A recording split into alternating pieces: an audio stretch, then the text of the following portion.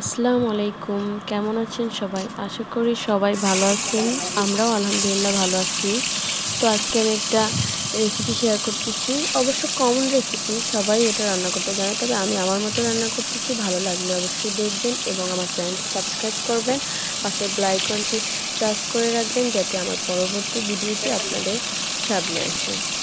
পাঙ্গাস মাছ আগে তেলে ভেজে নিচ্ছি, হলুদ, মরিচ, লবণ মেখে ভালো করে ভেজে নেব।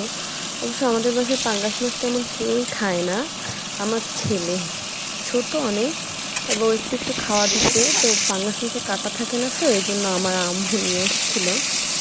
একটু একটু খাওয়াইলে খায় হালকা পাতলা, তো ভাবছি আজকে ভাজি বেশি খায় কিনা সবাই। আমি খাই আর আমার দেবর খায়, আর কেউ খায় না। ভালো করে কড়া করে ভেজে নিচ্ছি। এখন রান্না করব।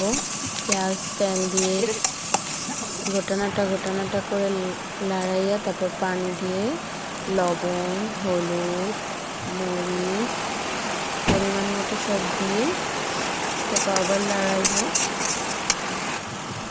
তারপর একটু আদা বাটা, রসুন বাটা, একটু জিরা বাটা। পাঙ্গাস মাছগুলো দিতে হয়, না হলে পাঙ্গাস মাছটা কেমন যেন একটু ঘ্যান ঘ্যান আসে, এটা দিলে আর আসে না। আদা বাটা, জিরা বাটা দিয়ে তারপর মাছগুলো দিয়ে দেবো, যেন ভেঙে না যায়। সামান্যভাবে ঘটনাটা করে দেব।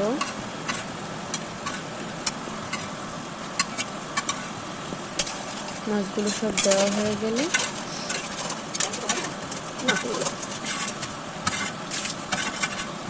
পরিমাণ মতো পানি দিয়ে দেব।